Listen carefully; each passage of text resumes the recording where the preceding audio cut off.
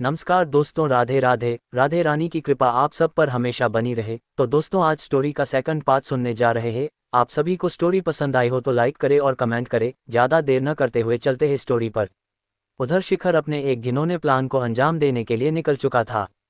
कुछ ही देर में वो सुक्खा के उसी फार्म हाउस पर पहुंचने था जहां कीर्ति और आरती को रखा गया था। पर उसे नहीं पता था कि आरती के साथ आंचल को नहीं, कीर्ति को उठा लाए थे बदमाश। सुक्खा के फार्म हाउस से करीब 500 मीटर पहले शिखर ने उसे फ़ोन किया। हेलो सुक्खा भाई, मैं 2 मिनट में फार्म हाउस पहुंचने वाला हूँ, आप आगे की तैयारी करा दो। सुक्खा ने जवाब देते हुए कहा, अरे खुराना साहेब, आप चिंता मत कीजिए, दुल्हन आपकी और जगह भी बस अपनी ही समझो। रही बात तैयारी की तो बंदे हैं मेरे वहाँ, जैसा कहोगे हो जाएगा। इतना कहकर सुक्खा ने फ़ोन काट दिया। कुछ ही पलों में शिखर फार्म हाउस पहुंच गया। उसके पहुंचते ही सुक्खा के बदमाशों ने उसकी तलाशी ली और फिर उसे सबसे पहले उस कमरे में ले गए जहां कीर्ति और आरती बेहोशी की हालत में बंद थी। दरवाज़ा खुला तो बैटरी की रोशनी से एक बदमाश ने आरती और फिर कीर्ति का चेहरा शिखर को दिखाया। कीर्ति का चेहरा देखते ही शिखर ने उस बदमाश से कहा, अरे सुनो, ज़रा फिर से दिखाओ तो इस लड़की का चेहरा, ये तो मुझे कीर्ति लग रही है। उद्धरण चिन्ह। उस बदमाश ने टॉर्च की रोशनी कीर्ति के चेहरे पर फिर से मारते हुए कहा, अरे साहेब, आपने जिस दुल्हन लड़की का कहा था उसे ही लाए है। 20 साल से लड़की उठा रहे हैं, गलती की कोई गुंजाइश ही नहीं है। शिखर बोला, अबे सालों, आंचल को उठाना था और तुम कीर्ति को उठा लाए। उद्धरण चिन्ह। शिखर गुस्से में मुड़ा और अपना फ़ोन निकालकर सुक्खा को फ़ोन मिलाने लगा, पर फिर उसने फ़ोन काट दिया और उस बदमाश से कहने लगा, तुमने गलती तो की है, पर अच्छी गलती की है। कोई नहीं, आंचल की कौन सी मैंने पूजा करनी थी, उसको भी शेख के पास भेजने से पहले बिस्तर पर लाना था, वो नहीं तो ये ही सही। उद्धरण चिन्ह। खुद से बात करता हुआ वो कह रहा था, इसकी और इसके यार की वजह से ही मेरी और मेरे पूरे खानदान की इज्जत मिट्टी में मिल गई है। अब इसकी इज्जत के इतने चिथड़े उड़ेंगे कि इसका यार पूरी जिंदगी लगा देगा उन्हें समेटने में। एक बदमाश को पास बुलाकर शिखर ने कहा, सुक्खा तो कह रहा था कि यहाँ सारा अरेंजमेंट है, पर दिख तो नहीं रहा। उद्धरण चिन्ह। वो बदमाश बोला, अरे साहेब, आप हुक्म तो करो, क्या चाहिए आपने। उद्धरण चिन्ह। शिखर बोला, तुम ऐसा करो, मेरे लिए कुछ खाने पीने का इंतजाम करो और जब तक मैं 4-5 पैग खत्म करूं तुम इस लड़की को होश में लाने का जुगाड़ करो। लीलू बदमाश शिखर को पीछे की तरफ ले गया जहां एक शानदार रूम बना हुआ था। वहां शिखर के पास एक वेटर को छोड़कर बोला, सर जी, यो थापा है, जो भी खाना हो और जो थमने चाहिए इस बता देना। कारीगर आदमी है थापा, इसके हाथ में जादू है, इसके हाथ का खाना खाओगे तो संजीव कपूर इंडिया का प्रसिद्ध सैफ को भी भूल जाओगे। रही बात उस छौरी की, तो आप पैगा खत्म करोगे, तब तक उसे हम होश में ले आएंगे। उद्धरण चिन्ह। शिखर के पैगा लगाने और खाने पीने का सिलसिला शुरू हो चुका था और लीलू और भूरे कीर्ति को होश में लाने के लिए उसे एंटीडोज दे चुके थे और कीर्ति के मुंह पर पानी छिड़क कर उसे जल्दी होश में लाने की कोशिश कर रहे थे। उधर संजीव डॉक्टर साहेब की लास्ट होप यानी रंधावा गुर्जर ने अपना काम शुरू कर दिया था। उसने सुक्खा को फ़ोन लगाया। दूसरी तरफ से हेलो की आवाज़ आते ही रंधावा बोला, गुर्जर बोल रहा हूँ। उधर से फिर जवाब आया, कौन गुर्जर। रंधावा गुस्से में बोला, सुक्खा को फ़ोन दे और बोल उसका बाप बोल रहा है। दूसरी तरफ से आवाज़ आई, भाई राम राम, सुक्खा बोल रहा हूँ, ये नया नया है, अभी इसे माफ़ कर देना, आप आदेश दो भाई। रंधावा बोला, जो तेरे आदमियों ने ग्रोवर एंड ग्रोवर होटल से लड़की और एक औरत उठाई है वो मेरे परिवार से है, अगर उनका बाल भी बांका हुआ तो तैने पता है ना कि फैर गुर्जर दुश्मन के घर के बच्चों तक ना बख्शे है। सुक्खा बोला, भाई कैसी बात करो हो आप, वो आपके परिवार से है, मतलब सुक्खा के परिवार से है। आप बस मुझे 2 मिनट का टाइम दो, मैं अपने आदमियों को बोलता हूँ कहीं वो लड़की को आगे की कार्यवाही के लिए रवाना ना कर दे। रंधावा ने कहा, रोक उनको सुक्खा, नहीं तो यो गुर्जर थम सब ने ऊपर रवाना कर देगा। अब मैं फ़ोन ना करूँगा, तेरे फ़ोन का इंतजार करूँगा, जल्दी बता मुझे। सुक्खा ने अपने आदमियों को फार्म हाउस में फ़ोन मिलाया, पर कुछ तो शिखर की खातिर में लगे हुए थे, कुछ गेट पर तैनात थे। लीलू, भूरे और गोपी कीर्ति को होश में लाने की कोशिश कर रहे थे। गोपी कीर्ति की बेहोशी का फ़ायदा उठा कर उसे गलत तरीके से उसके प्राइवेट पार्ट को भी छू रहा था और उसकी आंखों से वासना टपकती साफ दिखाई दे रही थी। कीर्ति को छूता हुआ आह भरता हुआ गोपी कह रहा था, साला महारी भी कई किस्मत बनाई से उपाले ने फूलों ने हाथों तय सजा कई दूसरों के बिस्तर पर बिछा देवे है। भाई छोरी कहे है कयामत से, मैं तो कहूँ सू कहे। उसके हाथ कीर्ति के जिस्म पर ऐसे झपट रहे थे जैसे किसी भिखारी के सामने किसी ने भीख में सोने के सिक्के फेंक दिए हो और वो पूरी शिद्दत से उन्हें समेट रहा हो। भूरे को उसकी ये हरकत ठीक नहीं लग रही थी, इसलिए उसने गोपी को धमकाकर साइड में कर दिया और कहा, हम मर्डर करते हैं, किडनैपिंग करते हैं और फिरौती भी मांगते हैं क्योंकि हमारी किस्मत में लिखा है।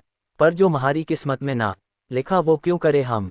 तेरे घना कीड़ा उठ रहा से तो चाल मेरे साथ इस तय भी कसूती छौरी मिल जावेगी तने, अब इसके हाथ ना लियो।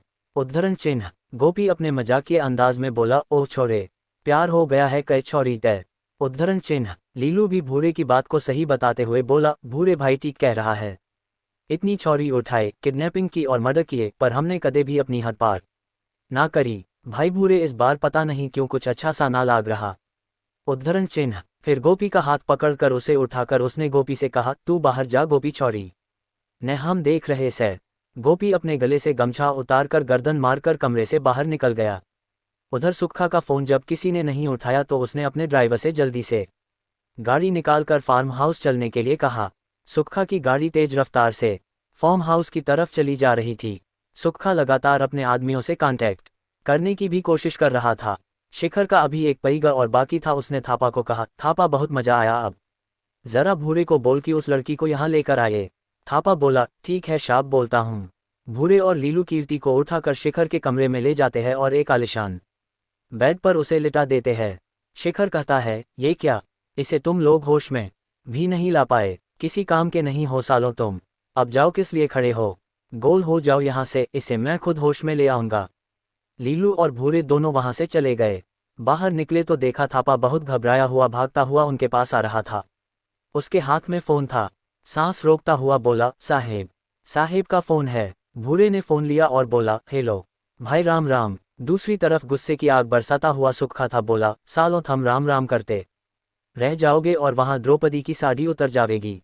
उस छौरी ने बचाओ जल्दी, मैं वही आ रहा हूँ। भूरे शिखर के रूम की तरफ भागा पर शिखर दरवाजा बंद कर चुका था। भूरे बोला, शिखर साहेब दरवाजा खोलो, साहेब ने कुछ भी गलत करने से मना किया है। उद्धरण चिन्ह। नशे में धुत शिखर भूल चुका था कि वो कहाँ है। बदबदता हुआ बोला, अब तो कुछ भी हो जाए इसे मुझसे कोई नहीं बचा सकता।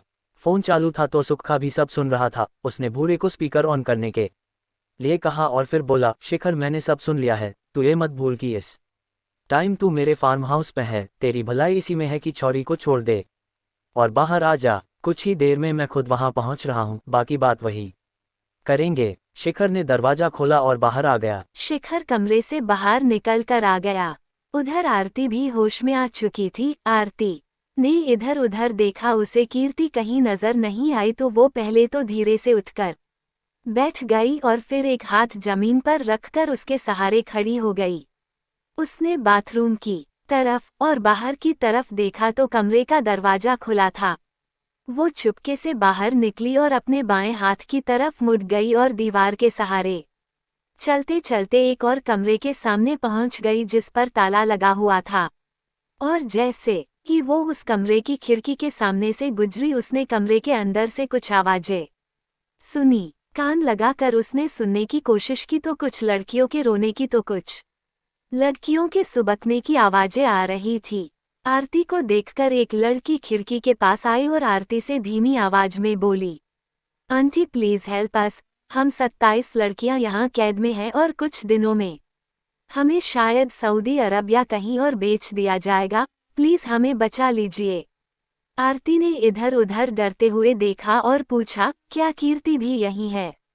वो लड़की बोली, नहीं, 1 सप्ताह से हमने पहली बार किसी इंसान को देखा है आपके रूप में। अगर मैं गलत नहीं हूं तो इससे कुछ कमरे छोड़कर आगे एक और कमरा है जो देखने में बहुत सुंदर है। ये बदमाश उसे हनीमून रूम कहते हैं।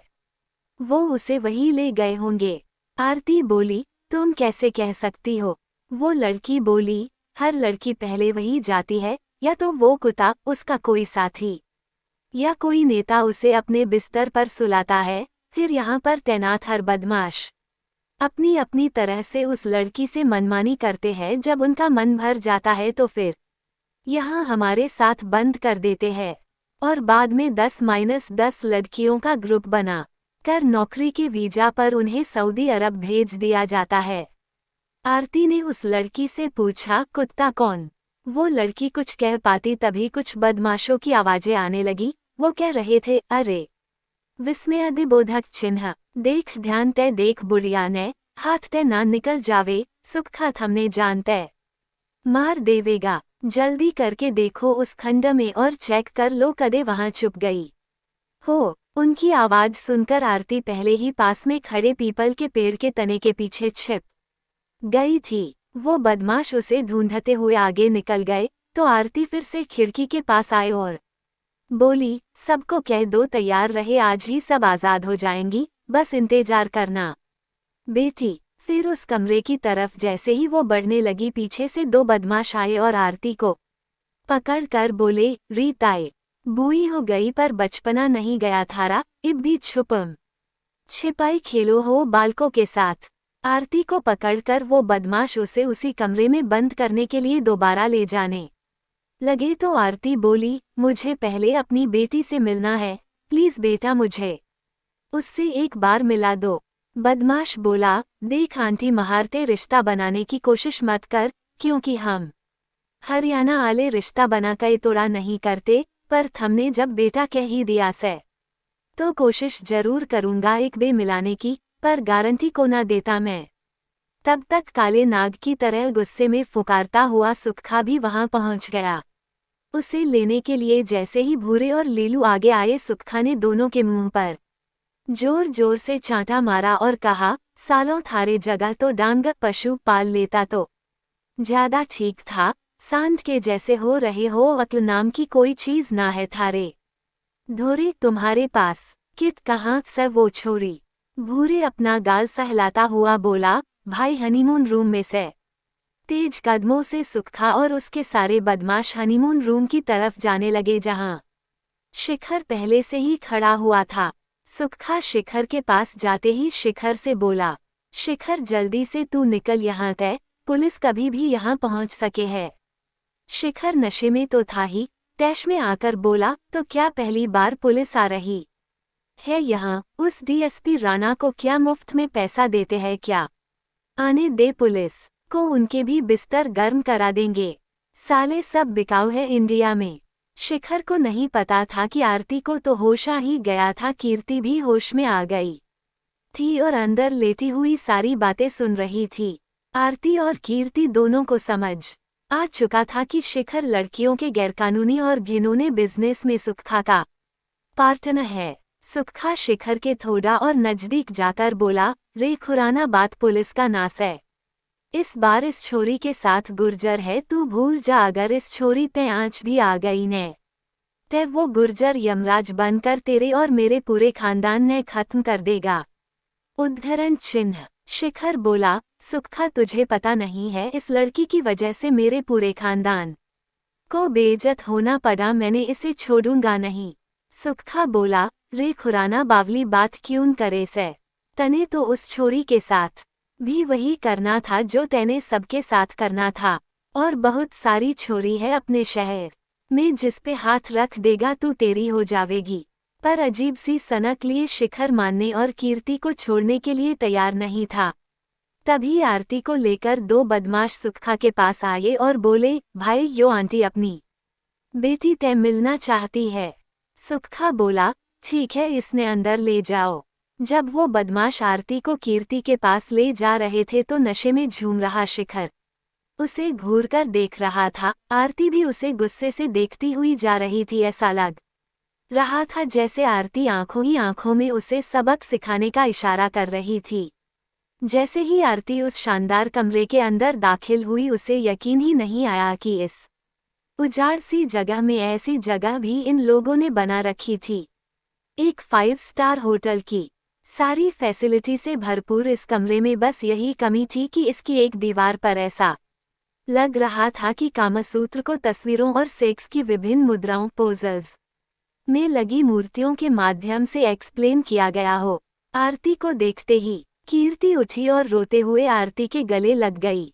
फिर कीर्ति को चुप करते हुए आरती बोली, शी चुप हो जा बेटी, यहाँ टोटल 27 लड़कियां और कैद है, मैंने उन्हें भी आज़ाद कराने का प्रॉमिस किया है। मुझे समझ में आ गया कि वो किस कुत्ते की बात कर रही थी। तभी बाहर से किसी के लड़ने की आवाज आने लगी। कमरे की खिड़की से कीर्ति ने देखा तो शिखर ने सुखा पर पिस्तौल तान रखी थी और उसकी कनपटी पर पिस्तौल लगाकर शिखर कीर्ति के कमरे की तरफ ही आ रहा था।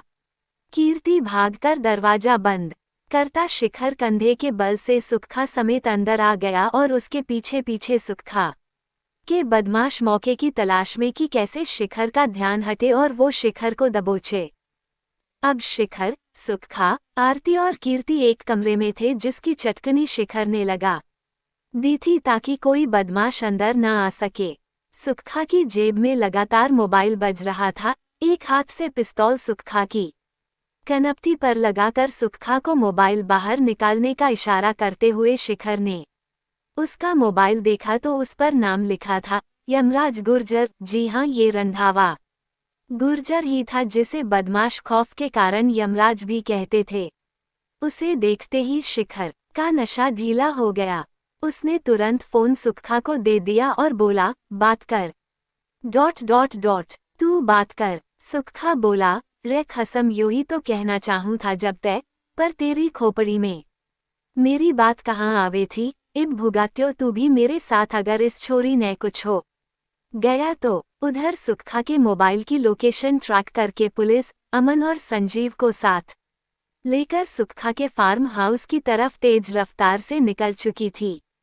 कीर्ति के दुर्भाग्य से पहले क्या अमन और संजीव पहुंच पाएंगे?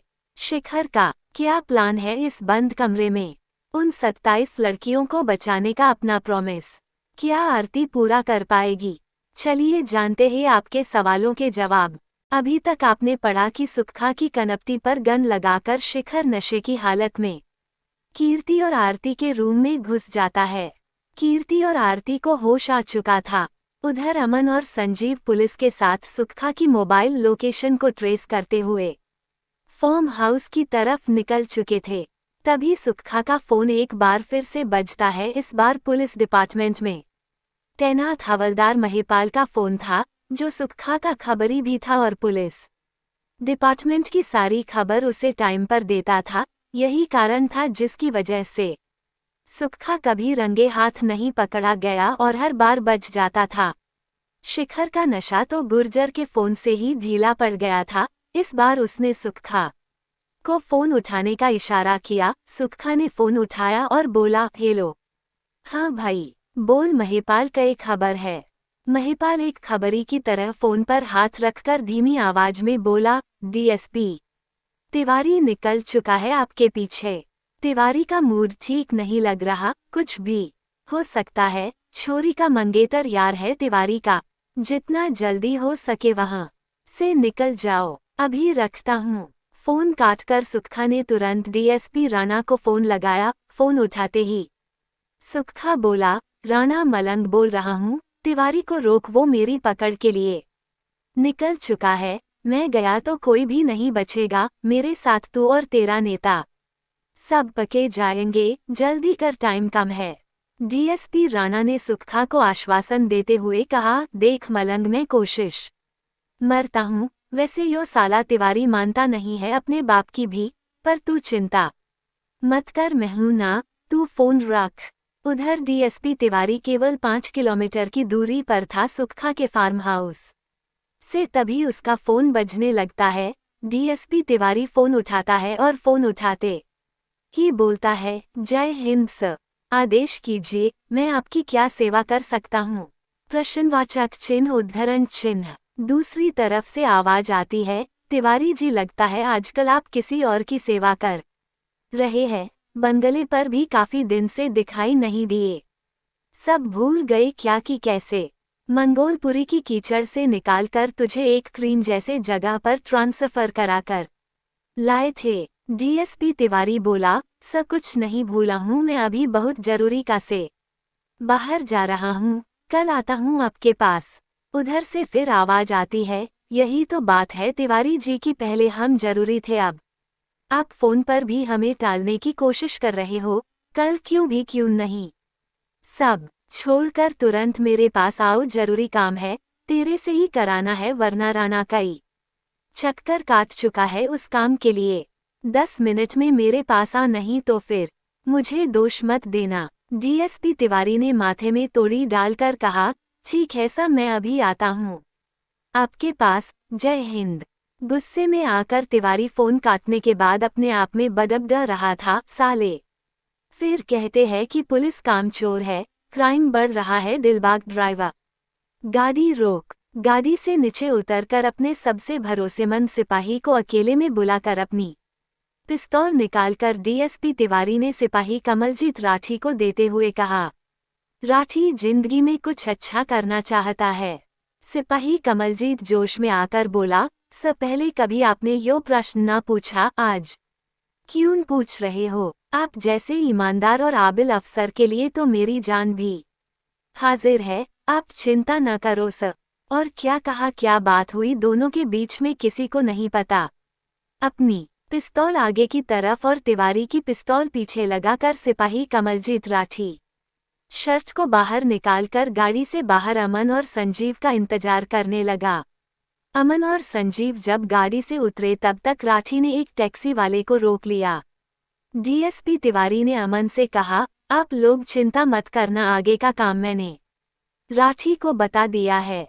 देखते ही देखते डीएसपी तिवारी की पुलिस की जिप्सी उनकी आंखों से ओझल हो गई। अब टैक्सी में अमन, संजीव और कांस्टेबल राठी निकल चुके थे सुखा के फार्म हाउस की तरफ।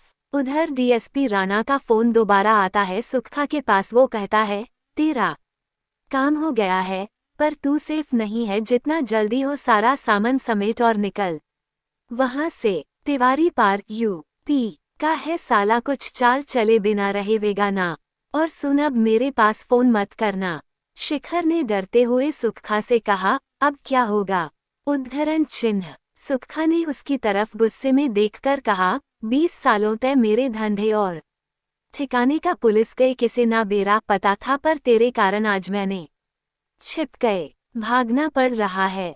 फिर उसने पास में रखे एक्वेरियम की तरफ देखा जिसे कई रंग की मछलियां तैर रही थी। उसके पास जाकर उसने उसका ढक्कन खोला और अपना मोबाइल उसमें डाल दिया। मोबाइल जैसे ही पानी में गया, मछलियां उसे खाना समझ कर झपट पड़ी। फिर सुखा ने आवाज लगाई, थापा। थापा डरा हुआ सुखा के पास आया और बोला, जी साहब। उद्धरण चिन्ह। सुखा चिल्लाते हुए बोला, चोर दरवाजा खोल, तावली जल्दी, तय और बस रेडी करा। भूरे सारी छोरियां नए बस में बैठा, तावली जल्दी कर। पूरे फार्म हाउस में अफरा तफरी मच गई। फिर सुखा शिखर से बोला, इस गन ने दे ले। सुखा कुछ गाली बकता, लेकिन कीर्ति और आरती को देखकर चुप हो गया। अब बात ऐसी है कि इन माता आरती जी को और इस छोरी कीर्ति को मेरा आदमी पहुंचा देगा, पर बाकी छोरियों को आज के आज यूपी बॉर्डर पार कराना पड़ेगा, और यो करवाएगा तू अपने लिंक और रसूख तय। फिर सुखा ने अपने एक विश्वास पात्र भंडारी को बुलाया और कहा, भंडारी, इन दोनों की आंखों पर पट्टी बांधकर सही जगह पहुंचा देना, कोई रोके तो मेरा नाम ले लेना। भंडारी ने तुरंत वैसा ही किया। कीर्ति और आरती दोनों की आंखों पर पट्टी बांध दी गई और चोर रास्ते से, जो कि हनीमून कमरे की बेसमेंट से होकर निकलता था, दोनों को फार्म हाउस से बाहर ले जाने लगा। उधर सुखा का फोन बंद होते ही कांस्टेबल राठी, जो कि सुखा की लोकेशन ट्रेस करता हुआ चल रहा था, वो भी भटक गया। लेकिन उसे लास्ट लोकेशन के हिसाब से 3 से 4 किलोमीटर के भीतर होना चाहिए था। सुखा का हुक्म पाकर उसके सारे बदमाश अपने अपने काम में जुट गए। कीर्ति और आरती की आंखों पर पट्टी बांध दी गई और जैसे ही उन्हें पीछे के रास्ते से निकालने लगे, तभी आरती ने कीर्ति के कान में कहा, अगर तू मुझे जरा भी इज्जत करती है तो वादा कर कि मेरा उन 27 लड़कियों को दिया हुआ वचन तू निभाएगी, चाहे कुछ भी हो जाए, उन्हें बचाना है।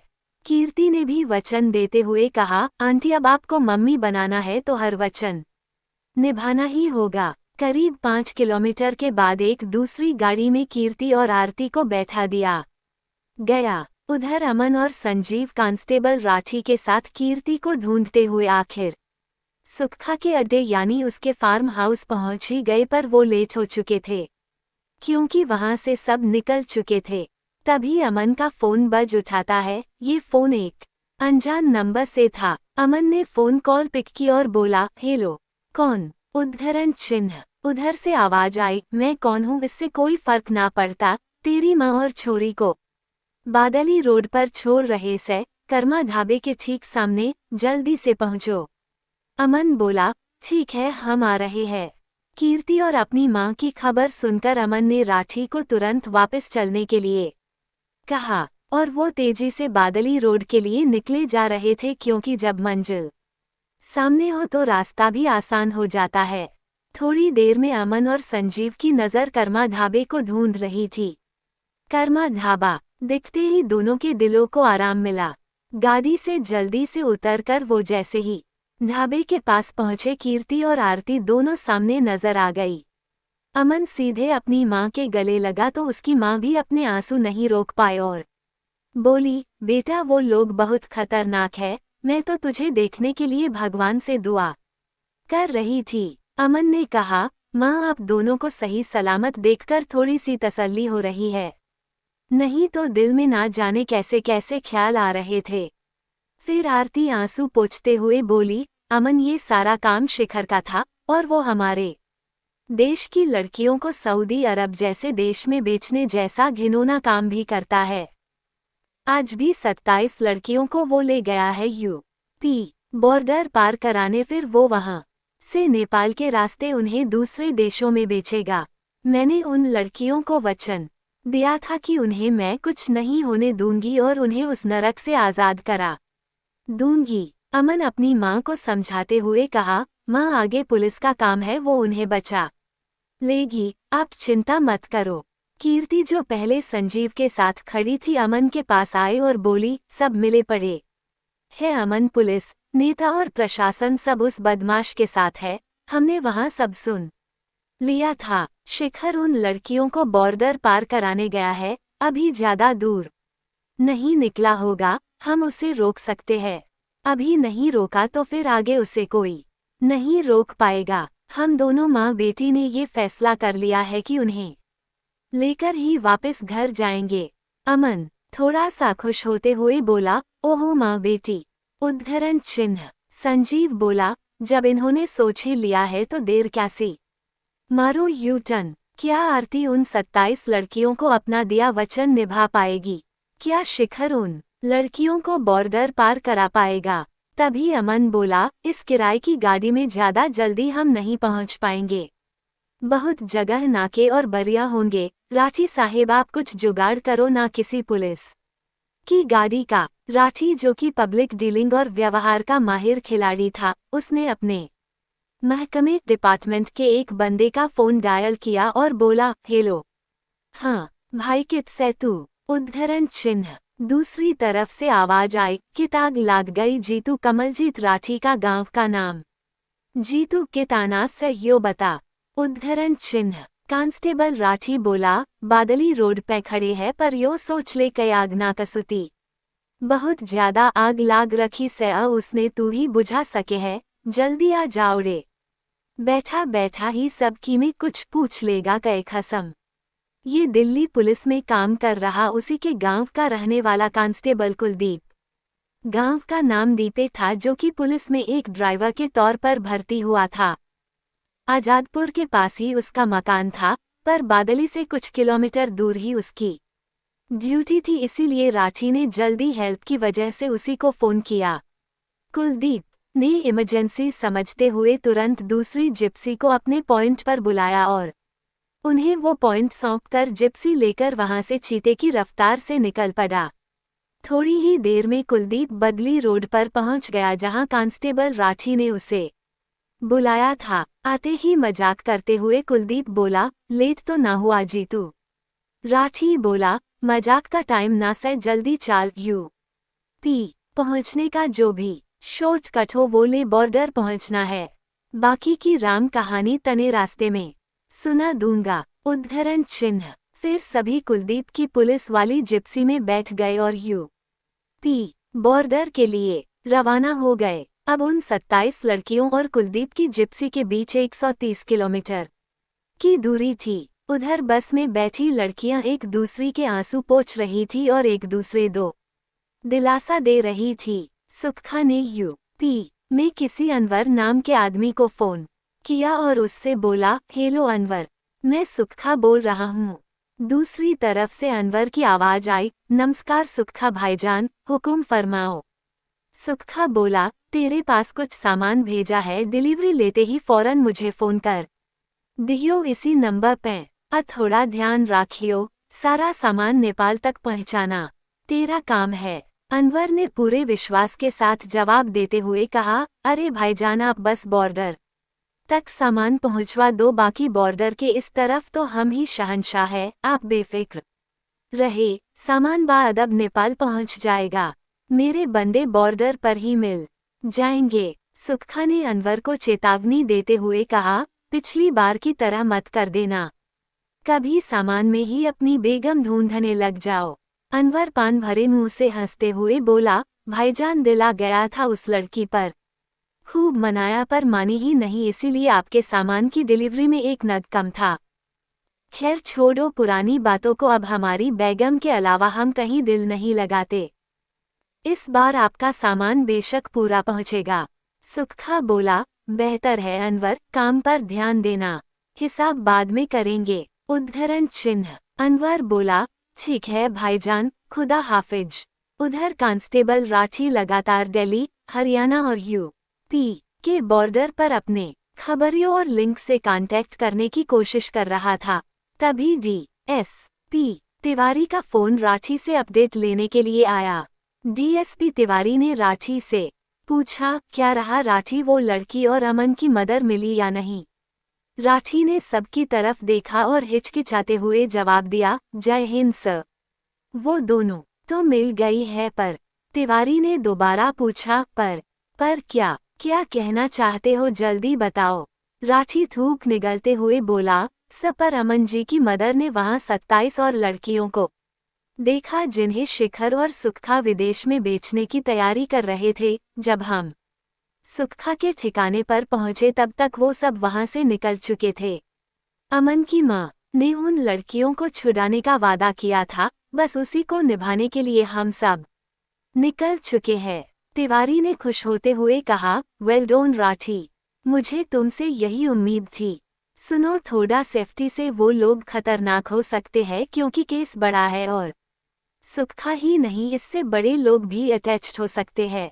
मेरे टच रहना और मुझे अपडेट देते रहना, कोई प्रॉब्लम हो तो मुझे कॉल करना। Best of luck, go ahead. उद्धरण चिन्ह। राठी ने फोन काटने से पहले तिवारी का धन्यवाद करते हुए कहा, थैंक्स सर, जय हिंद। दीपे मजाक करता हुआ राठी से बोला, ओह भाई रे, बॉस हो तो तेरे बॉस बरगा जैसा, वरना तो ना हो। तिवारी साहेब आंख मूंद कई भरोसा करते हैं तेरे पे। राठी ने उसके मजाक का जवाब देते हुए कहा, भाई अगर हम चाहते हैं कई महारा।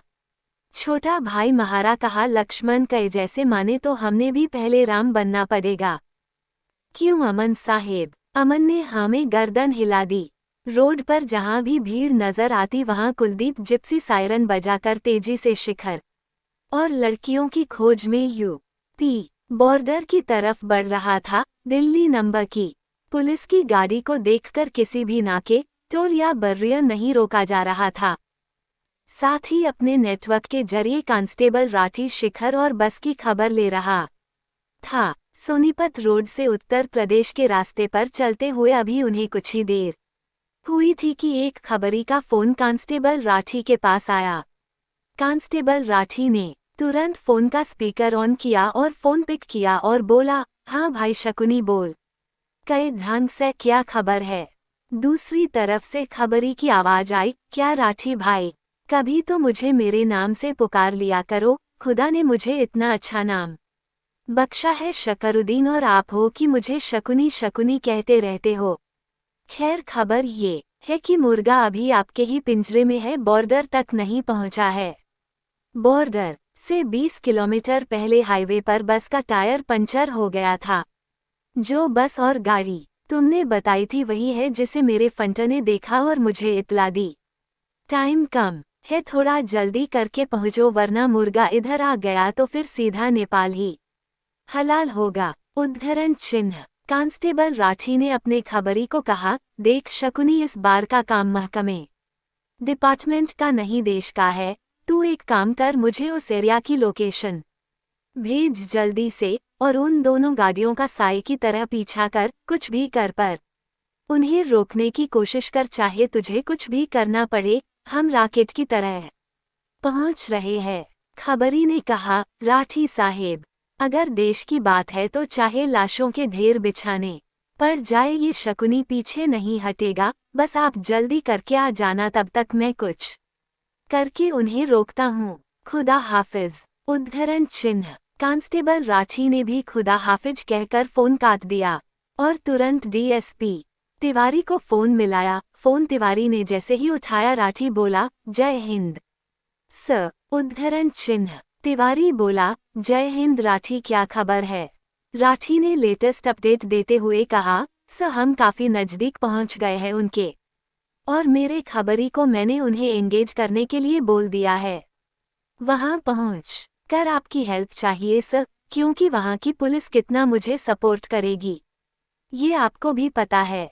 उद्धरण चिन्ह। तिवारी उसे आश्वासन देते हुए बोला, तू चिंता मत कर, जो चाहिए मुझे बता देना और अपडेट करना। Good luck Rathi. Constable Rathi ने फोन रखने से पहले तिवारी से कहा, थैंक्स सर, जय हिंद। विस्मयादिबोधक चिन्ह। उद्धरण चिन्ह। उधर राठी के खबरी ने अपनी गैंग के लड़कों को इकट्ठा किया और पूरा प्लान समझाया। साथ ही जिस लड़के शमशेर ने शकुनी को बस और शेखर की गाड़ी की खबर दी थी, उसको शकुनी ने उन दोनों गाड़ियों के साथ साथ साए की तरह रहने को कहा। बस अभी भी हाईवे पर खड़ी थी और शेखर अपनी गाड़ी थोड़ा सा आगे लगाकर कुछ दूरी बनाकर गाड़ी में बैठा पानी के बोतल से पानी पी रहा था। बस का ड्राइवर आया और शेखर से बोला, साहेब बस आधा घंटा और लगेगा, जब तक आप कुछ खाना पीना चाहो तो देख लो, और उन को भी कुछ अगर खिलाना हो तो पूछ लो। शेखर कुछ कहता इससे पहले सुखा का गुंडा, जो अपने बाकी के 4 साथियों के साथ शेखर की गाड़ी में आया था, बोला, अरे वो झकोई मूर्ख, अरे कोई बारात ना आई से के सबसे खाने की पूछी जावेगी। सबने खाना महारी तरफ से यूपी बॉर्डर पार करके ही मिलेगा। सबके लिए यो एक मिशन से, जिसका नाम से ऑपरेशन यूपी बॉर्डर। इससे पहले कोई भूख ते मरे तो मरने दे, ठीक से, या दूसरी भाषा में समझाऊं? इतना कहकर उस बदमाश ने पिस्तौल निकालकर ड्राइवर को दिखाया और उसी पिस्तौल को हिलाकर ही जाने का इशारा भी किया। ड्राइवर उनसे डरकर दूर जाता है और कहता है, नहीं नहीं, मैं समझ गया। क्या कांस्टेबल राठी की जानबाजी, कीर्ति का हौसला और आरती का विश्वास निभा पाएगा? 27 लड़कियों को दिए आरती के वचन को, किस किस को क्या बलिदान देना पड़ेगा देश की बेटियों को बचाने के लिए? शकुनी ने राठी के कहे अनुसार एक काले रंग की स्कॉर्पियो गाड़ी में करीब 9 से 10 साथी लिए और अपने फंटर शमशेर की दी हुई लोकेशन के लिए निकल गए। अब दोनों तरफ से शिखर को घेरने और बस में कैद लड़कियों को बचाने की कवायद शुरू हो चुकी थी। पुलिस की जिप्सी, जिसमें ड्राइवर कांस्टेबल कुलदीप के साथ कांस्टेबल कुलजीत सिंह राठी बैठा था, पीछे अमन और उसकी मां आरती एक तरफ और उनके बिल्कुल सामने कीर्ति और उसके पापा संजीव बैठे थे। अमन की मां बार बार ईश्वर से दुआ कर रही थी और कह रही थी, हे भगवान, मेरे वचन की लाज रखना, उन लड़कियों की इज्जत और उनकी रक्षा करना। कीर्ति ने आरती के दोनों हाथ अपने हाथों में लेकर कहा, आंटी आप बेकार ही चिंता कर रहे हो, कुछ नहीं होगा उन लड़कियों को। मैं आपको वचन देती हूँ कि आपका वचन बेकार नहीं जाएगा। आपकी पूरी 27 लड़कियां बचकर अपने घर जाएगी। आरती ने कीर्ति को पुचकार कर अमन की तरफ देखकर कर कहा, अमन बेटा, तेरी चॉइस सच में बहुत अच्छी है, सर्वगुण संपन्न है हमारी बहू। कीर्ति बिटिया, तूने इतना कह दिया, मुझे तो उसी में तसल्ली मिल गई। बस इन लड़कियों को आज़ाद कराकर फिर तुम दोनों की शादी की तैयारी ही करनी है मुझे। उद्धरण चिन्ह। संजीव ने पहले आरती की तरफ देखा, फिर कीर्ति को अपने कंधे से लगाकर बोला, पर आरती जी इस बार गेट बंद करा देना, ये फिर किसी की बात का बुरा मानकर ना बाहर निकल जाए। आरती बोली, डॉक्टर साहेब, इस बार मैंने अपने दिल में इसे कैद कर लिया है, ये कहीं नहीं जाएगी। कीर्ति शर्माकर अमन की तरफ देखने लगी, अमन की प्यार से भरी नजर भी कीर्ति की आंखों में दिखाई दे असीम प्यार को देखकर उस पर टिकसी गई। तभी कांस्टेबल राठी की हरियाणवी बोली से भरपूर भारी भरकम आवाज ने अमन का ध्यान भटका दिया। राठी बोला, आंटी जी, अमन साहेब की शादी की पार्टी में महारा नाम मत भूल जाना। ड्राइव इन करता हुआ दीपू बोला, रे जीतू, आंटी भूल भी गई ते हम कौन सा रुकने वाले से, हम कौन सा रुकने वाले हैं। दीपू की इस बात पर सभी हंसने लगे। एक बार फिर शकुनी का फोन राठी के पास आया। शकुनी बोला, राठी साहेब, जितना तुम बता रहे थे जे तो उससे भी बड़े हरामी है। राठी बोला, शकुनी टाइम खराब मत कर, साफ बता क्या हुआ है वहाँ। शकुनी ने बताया, शमशेर जिसको मैंने बस और शिखर की गाड़ी के पीछे लगा रखा था, उसे गोली मार दी कमीनों ने। अल्लाह का शुक्र है गोली पेट में लगी नहीं तो... ... उद्धरण चिन्ह। राठी ने उत्तेजित होते हुए पूछा, कुछ बताया तेरे फंटर ने?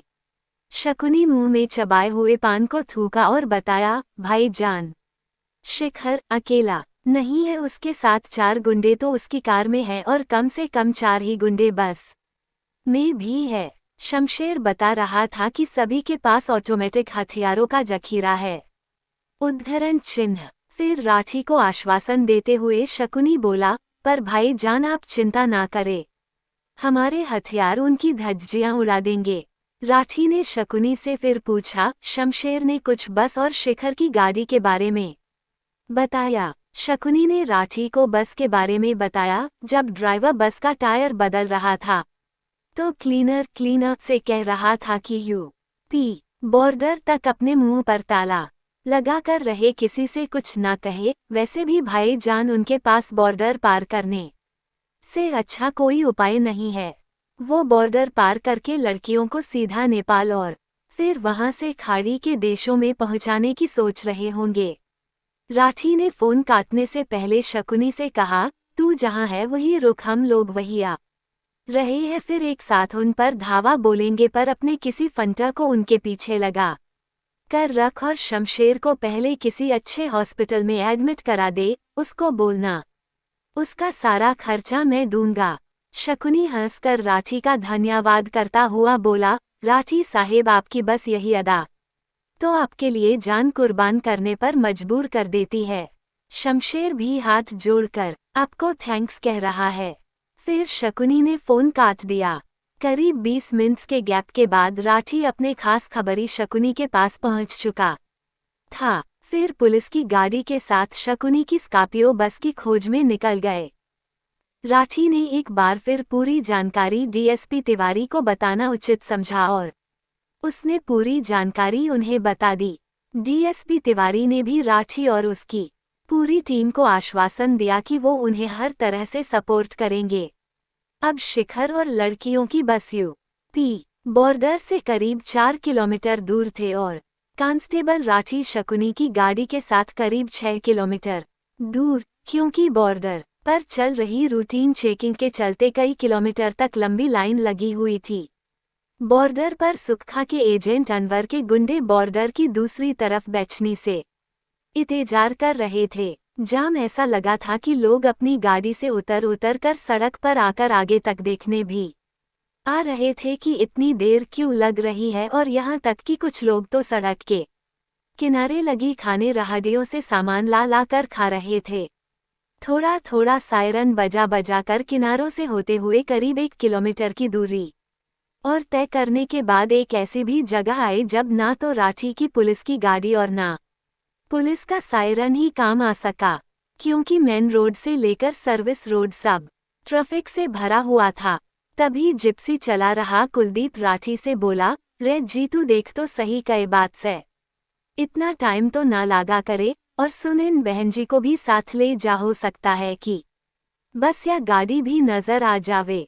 कांस्टेबल को कुलदीप का सुझाव अच्छा लगा। वो जिप्सी से उतरा और एक पिस्तौल कुलदीप को देते हुए बोला, शूट टू किल, हीरो की तरह डायलॉग मत बोलन लाग जइयो, ना तो वो कर देंगे शूट टू किल। कुलदीप बोला, तू चिंता ना कर भाई। अमन संजीव से बोला, डॉक्टर साहेब आप और मम्मी यहाँ बैठो और अपना ध्यान रखना। मैं कीर्ति के साथ थोड़ा आगे तक जाकर आता हूँ। राठी के पीछे पीछे कीर्ति और अमन भीड़ में से होकर चल रहे थे।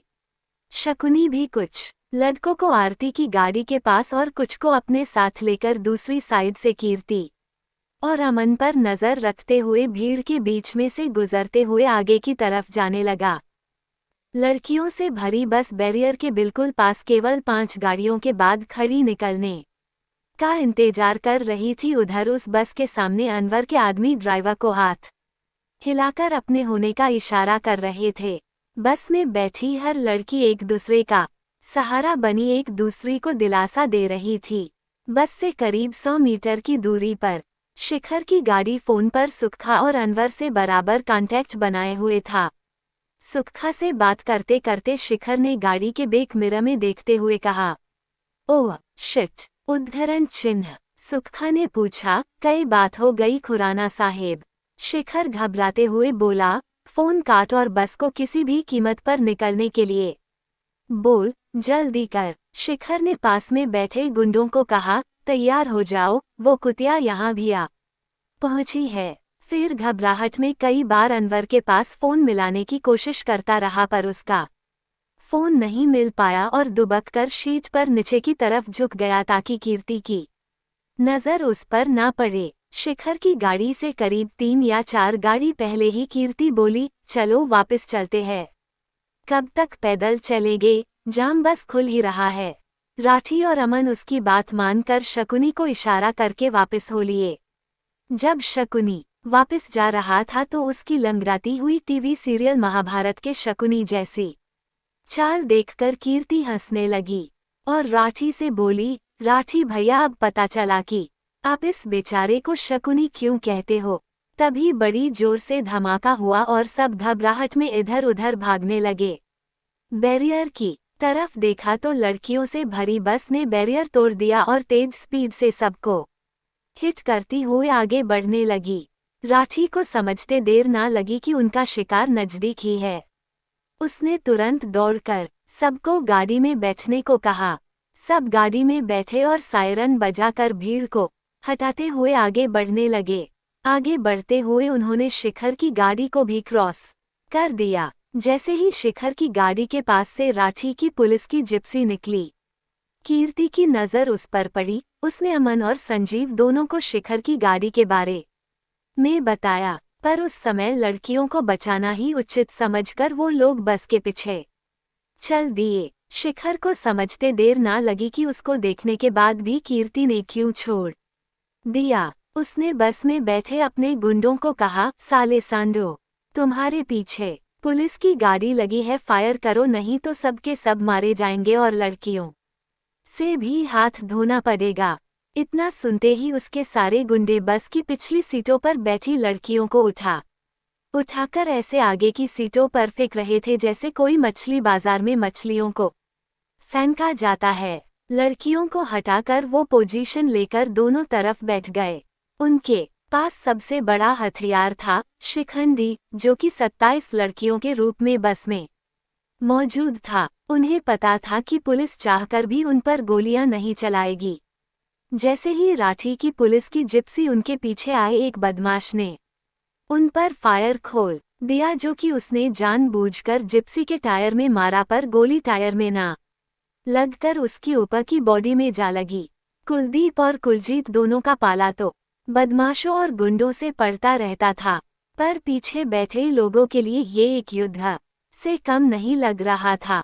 इसी बात को सोचकर कुलदीप ने शकुनी और उसके आदमियों को भी रोकने का इशारा किया और जिप्सी साइड में लगा ली।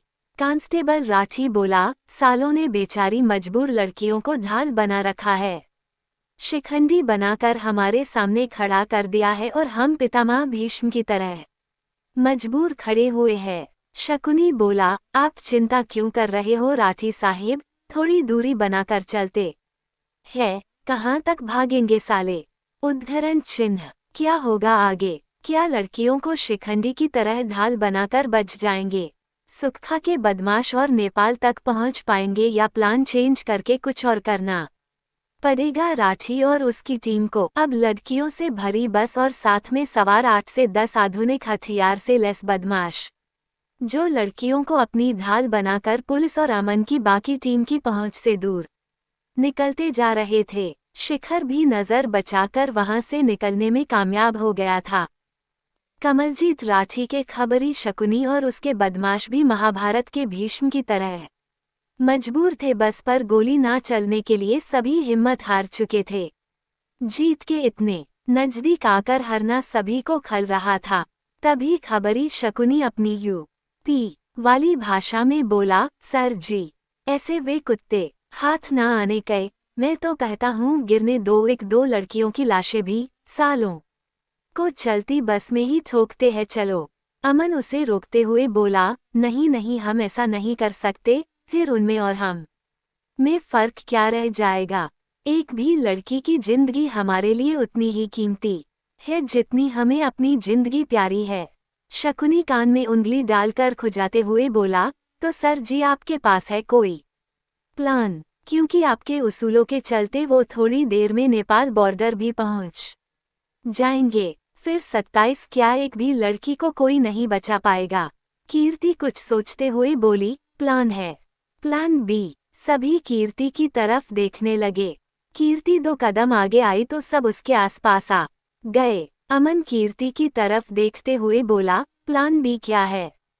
उद्धरण चिन्ह। कीर्ति ने जवाब देते हुए बोला, न तो हम बस का पीछा कर सकते हैं और ना ही उन पर गोली चला सकते हैं, पर हम उन्हें रोक सकते हैं अगले बरिया पर पुलिस और प्रशासन की मदद से। शकुनी हंसते हुए बोला, मैडम जी, फिर तो लड़कियां आपको उनके बच्चों के साथ ही मिलेगी। पुलिस और प्रशासन का हाल देखा नहीं है क्या आपने? यूपी में कुछ और है तो बताओ। 5 वर्षीय योजना बनाने पर टाइम बर्बाद मत करो। कीर्ति पूरे विश्वास के साथ दोबारा बोली, बस यही है प्लान बी, हमें खुद ही सब मैनेज करना पड़ेगा। राठी भैया, आप बस इतना हेल्प कर दो कि कुछ मिनट्स के लिए अगले नाके पर उन्हें रुकवा दो, बाकी सब हम देख लेंगे। कांस्टेबल राठी शकुनी से पूछते हुए बोला, रे शकुनी, कौन सा नाका है? भीड़ाला, जो बड़ा भी हो और जिस पे भीड़ भी खूब हो। शकुनी कुछ सोचता हुआ बोला, सर मेरे हिसाब से खलीलाबाद और गोरखपुर के बीच में शंभू चाक और शेर ग्रह के आसपास बहुत बड़ा टोल नाका आता है, पर करना क्या है? उद्धरण चिन्ह। कांस्टेबल राठी ने अपना फोन निकाला और डीएसपी तिवारी को फोन लगाया। जैसे ही तिवारी ने फोन उठाया, राठी बोला, जय हिंद जनाब। उद्धरण चिन्ह। फोन के दूसरी तरफ डीएसपी तिवारी की आवाज आई, जय हिंद राठी, क्या अपडेट है? सर आपकी हेल्प चाहिए, हमारे पास टाइम बहुत कम है। राठी ने जवाब देते हुए कहा, क्या हेल्प चाहिए? इमीडिएट बता। डीएसपी तिवारी ने पूरे विश्वास के साथ कहा। राठी ने कहा, सर हमें गोरखपुर से पहले जितने भी टोल आते हैं उन पर पूरा पुलिस बल चाहिए और हर नाके पर 1 घंटे के लिए पूरा जाम चाहिए। डीएसपी तिवारी ने राठी को आश्वासन देते हुए कहा, वैसे तो मुश्किल है पर कोशिश करता हूँ, क्योंकि यूपी में इतना जल्दी इतना अरेंजमेंट थोड़ा मुश्किल है, but I will try my best. Rathi बोला, सर ये हमारे पास आखिरी चांस है उन्हें रोकने का। ठीक है सर, अभी फोन रखता हूँ, आप अरेंजमेंट कीजिए। जय हिंद। उद्धरण चिन्ह। कीर्ति की तरफ देखकर राठी ने फोन काट दिया और बोला, मैडम जी, साहेब ने हेल्प की कही तो है, पर मुझे लगता नहीं कि जल्दी कुछ हो पाएगा। कीर्ति बोली, ऐसा करो, शंभू चाक के पास के थाने में या टोल पर तैनात पुलिस वालों से बात करो कि कुछ ट्रक्स में हथियार और चरस आने वाली है और टोल पर आने वाले करीब 10 ट्रकों को लाइन से लगाकर उनकी चाबी अपने पास रख ले, पर ध्यान रहे कि ट्रक को सड़क पर ऐसे लगाए कि कार, बाइक और बाकी की छोटे व्हीकल्स ही निकल पाए। उद्धरण चिन्ह। राठी ने गूगल से तुरंत शंभू चाक के पास लगते टोल नाके के पास के थाने का नंबर निकाला और फोन किया। हेलो, कौन बोल रहा है? फोन की दूसरी तरफ से आवाज आई, हेलो, हम थाने के दरोगा मोहन तिवारी बोल रहे हैं, बोलिए ना, क्या काम है? उद्धरण चिन्ह। राठी ने यूपी की भाषा में दरोगा से कहा, सुनिए तिवारी जी, हम मंत्री जी केपीए बोल रहे हैं, बूझे क्या? हमारे पास इन्फॉर्मेशन आई है कि अभी जो भी ट्रक शंभू चाक आ रहे हैं, उनमें से कुछ में हथियार और चरस भरा है। दरोगा तिवारी पूरे कॉन्फिडेंस के साथ बोला, सर जी आप चिंता नहीं ना कीजिए, उनको नहीं पता है ना कि इस एरिया का दरोगा मोहन तिवारी है। राठी बात को खत्म करते हुए बोला, आप अच्छे से सबकी तलाशी लीजिए, ये हमारे जिले ही नहीं राज्य की भी नाक का सवाल है। और हाँ, तुम्हारी प्रमोशन की सिफारिश की बात करेंगे हम नेताजी से, अगर ये ट्रक पके गए तो सब ट्रकों को एक साथ लाइन में खड़ा करो, हम बाकी थानों को भी अलर्ट करते हैं। फोन की दूसरी तरफ से आवाज आ रही थी, जी सर, ठीक है सर, वो नेताजी को हमारा प्रणाम बोलिएगा जरूर। उद्धरण चिन्ह। राठी ने फिर से अपनी बात को पूरा करते हुए कहा, और हाँ सुनो, जब तक हम ना कहे किसी को नहीं छोड़ना है। उद्धरण चिन्ह। उधर से फिर जवाब आया, जी सर, ठीक है सर। कीर्ति स्माइल करते हुए बोली, वाह भैया, आप तो कमाल के कलाकार हो। उद्धरण चिन्ह। राठी बोला, जी मैडम, वो कॉलेज टाइम में थिएटर किया करते थे, तो कभी कभी पुलिस के काम में भी यूज कर लेते हैं इस टैलेंट को। खैर अब कई करना है मैडम। जी, कीर्ति बोली, प्लान बी का अगला और आखिरी पॉइंट ये है कि बस जैसे ही रुकेगी उस पर बोतल बम का इस्तेमाल करना होगा ताकि बस में आग लगे। फिर न केवल लड़कियां बल्कि उन बदमाशों को भी बस से बाहर आना पड़ेगा, पर जब तक सब लड़कियां बस से बाहर ना आए तब तक बदमाशों को ये पता नहीं लगना चाहिए कि वो आग हमारी लगाई हुई है, नहीं तो वो लड़कियों को नुकसान पहुंचा सकते हैं। बस में आग लगाने का काम शकुनी भैया के लोग बाइक पर जाकर करेंगे और वहां से आगे निकल जाएंगे, क्योंकि हमारी गाड़ी उन्होंने देख ली है। अब चलो, देर मत करो।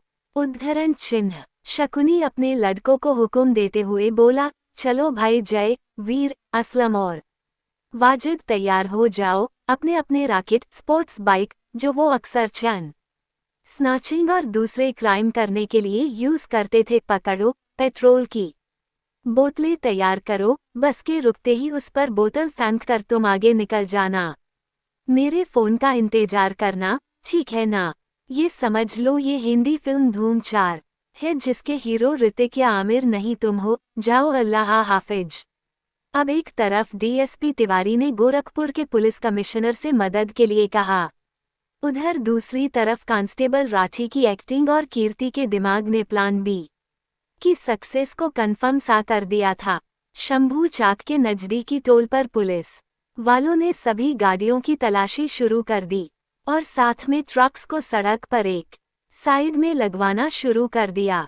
कुछ ट्रक वालों ने हाथापाई भी की, लेकिन पुलिस से भला कौन जीत सकता है। देखते ही देखते लंबा जाम लग गया।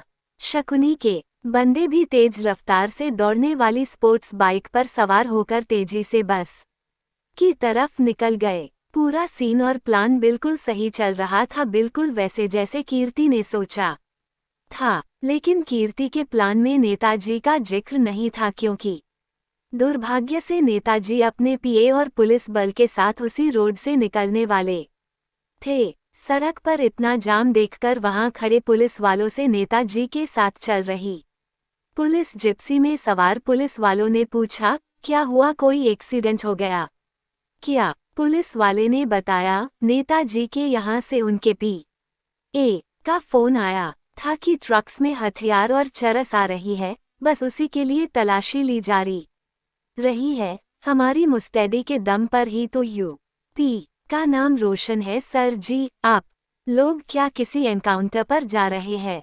वो जिप्सी से उतरकर तुरंत वो पुलिस वाला नेताजी की कार के पास गया और नेताजी से बोला, सर, आपने ट्रकों की तलाशी लेने के लिए कहा है क्या?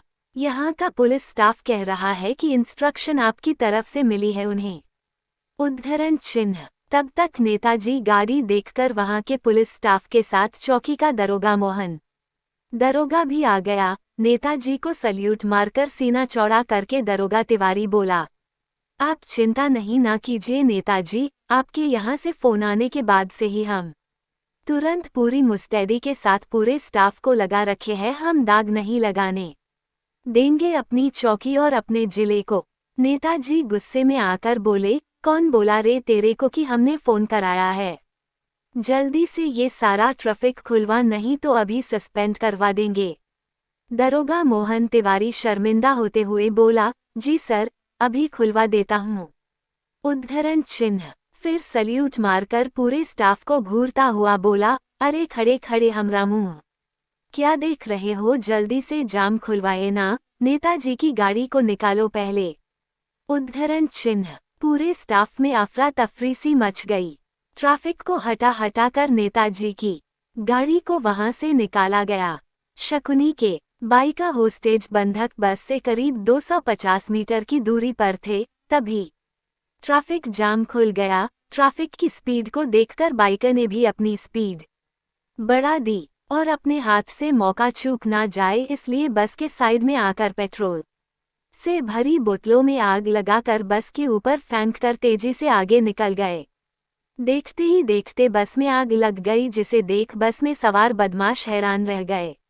उन्हें समझ नहीं आ रहा था कि क्या किया जाए। बस को तेज भगाना मौत को बुलाने के जैसा था। बस को रोका गया और सबसे पहले सारे बदमाश एक एक करके बस से भागते हुए उतरे। बस में लगी आग तेज होती जा रही थी, जिसे देख सारी लड़कियां बस के दरवाजों के पास आकर इकट्ठा हो गई और धक्का मुक्की करती हुई बस से उतरकर इधर उधर भागने लगी। तब तक कांस्टेबल राठी अमन, कीर्ति और अपनी पूरी टीम के साथ वहां पहुंच गया था और दूसरी तरफ से पुलिस कमिश्नर के आदेश के अनुसार काफी संख्या में police force, ambulance, fire brigade की एक गाड़ी, लेडीज पुलिस की एक जिप्सी और एक मिनी बस के साथ वहां पहुंच चुका था। बस में मौजूद सारे बदमाश थोड़ी देर में ही तितर भीतर हो गए। कीर्ति और अमन की मां दोनों जिप्सी से उतरकर लड़कियों की तरफ दौड़ी। उन्हें अपनी ओर आते देख लड़कियां रुक गई। अमन की मां ने अपनी बाजुएं फैलाकर सबको अपनी ओर आने का इशारा किया तो सारी लड़कियां भावनाओं में बहती हुई उनकी तरफ आने लगी और उनके गले लग गई। कीर्ति और आरती दोनों भी खुद को विजयी महसूस कर रही थी। उनकी आंखों से लगातार खुशी के आंसू बह रहे थे। सबको इकट्ठा करके आरती बोली, आप सभी सबसे पहले हमारे साथ हमारे घर चलोगे और जब तक सबको उनके घर नहीं पहुंचा देते सब वही रहेंगे। ये उस इलाके के हर इंसान के लिए एक बहुत बड़ी खबर थी, जिसे भुनाने के लिए हर कोई वहां पहुंचने की कोशिश कर रहा था। लेकिन पुलिस कमिश्नर का सख्त आदेश था कि मीडिया से उस पूरी जगह से दूर रखा जाए, क्योंकि ये मामला 27 लड़कियों की इज्जत और उनके आत्मसम्मान का था। पुलिस कमिश्नर खुद को भी आने से रोक नहीं पाए। जब कमिश्नर वहां आए तो वहां का माहौल और सीन देखकर वो भी भावुक हो गए। सभी लड़कियों से जब वो मिल रहे थे तो उनमें से एक लड़की गीता कमिश्नर से बोली, सर जी, नॉर्मली माँ एक बच्चे को जन्म देती है, पर ये एक ऐसी माँ है जिन्होंने हम 27 बेटियों को एक साथ नया जन्म दिया है। काश भगवान जिस घर में बेटी दे उस घर में एक ऐसी माँ ही जरूर दे जो अपनी बेटी को बोझ ना समझे बल्कि उसके जीवन को खुशहाल बनाए। कमिश्नर ने आरती की तरफ देखा और उनकी तरफ हाथ जोड़कर बोला, आपने जो एहसान इन बच्चियों पर किया है वो तो काबिले तारीफ है ही, साथ में अपने पूरे पुलिस डिपार्टमेंट की तरफ से आपका धन्यवाद करता हूँ। तभी पुलिस की एक और जिप्सी सायरन बजाती हुई वहां पहुंचती है और उसमें से पुलिस का एक नौजवान उतरकर सीधा पुलिस कमिश्नर के पास आकर सल्यूट मारकर कहता है, जय हिंद सर। बदमाशों के बस के साथ एक गाड़ी और थी जिसमें 4-5 हथियारबंद बदमाश और थे जो पिछले नाके को तोड़कर भागने की कोशिश कर रहे थे। हमने दबोच लिए जनाब। कीर्ति, अमन और संजीव उस जिप्सी की तरफ गए जिसमें वो सभी बदमाश हथकड़ी लगाकर बैठा रखे थे। उसमें से एक शिखर भी था। अमन की मां आरती गुस्से में आकर उसके सामने गई तो शिखर ने नजर चुरा ली और नीचे देखने लगा। आरती का गुस्सा और बढ़ गया। वो शिखर से बोली, कमीने नजर नीचे क्यों कर रहा है, उठा नजर, तुझे शर्म नहीं आई, लाचार बच्चियों को बेचने चला था कुत्ता। इतना कहकर आरती ने शिखर के मुंह पर 4-5 थप्पड़ जड़ दिए। उसे रोकने के लिए कुछ पुलिस वाले आगे आए और आरती को एक तरफ ले जाने लगे। तभी काले सांप की तरह गुस्से में आए शिखर ने एक पुलिस वाले की पिस्तौल छीनकर उसे धक्का देकर जिप्सी से कूद गया और आरती की तरफ उसे पकड़ने के लिए चला। एक पुलिस वाले ने उस पर गोली भी चलाई लेकिन शिखर बच गया। अब शिखर ने गन पॉइंट पर आरती को रख लिया और बोला, अगर किसी ने भी मुझ पर गोली चलाई तो इसकी खोपड़ी के टुकड़े टुकड़े कर दूंगा। कमिश्नर ने सब पुलिस वालों को इशारा किया कि कोई गोली ना चलाए। जीत का जश्न मनाने से पहले ही कहानी ने नया रुख ले लिया। अब क्या होने वाला है किसी को नहीं पता, लेकिन यही वो मोड़ है जहां सभी की लाइफ बहुत खतरनाक और ना भूलने वाले रास्तों पर निकल जाती है। कीर्ति और अमन की जिंदगी में ऐसा क्या होने वाला है जानने के लिए बने रहे मेरे साथ। आगे जानेंगे। कल आज के लिए इतना ही दोस्तों, राधे राधे।